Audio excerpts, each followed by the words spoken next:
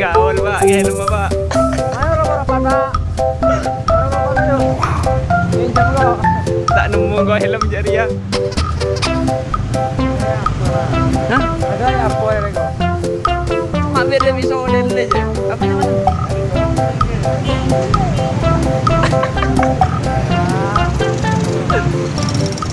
Saat di jalan umum kita harus memperhatikan keselamatan diri sendiri dan keselamatan orang lain pemakai jalan, sesama pemakai jalan. Kalau jenengan pakai helm kayak gini, nanti jadi tontonan orang lainnya tidak fokus, bisa nabrak atau menabrak. Ya, jadi jenengan salah kalau menggunakan helm yang jadi perhatian orang lain.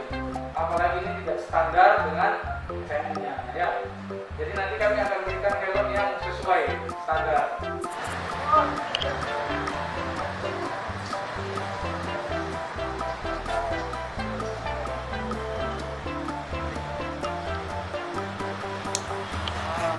Cuma sekedar lucu-lucuan aja. Hah? Cuma sekedar lucu-lucuan. Padahal itu boleh apa enggak? Nggak tahu saya kalau dilarang nggak tahu. Oh, terus sekarang ini Saya sudah sadar karena sudah diingatkan sama bapak polisi karena tidak boleh pakai helm yang tidak sadar.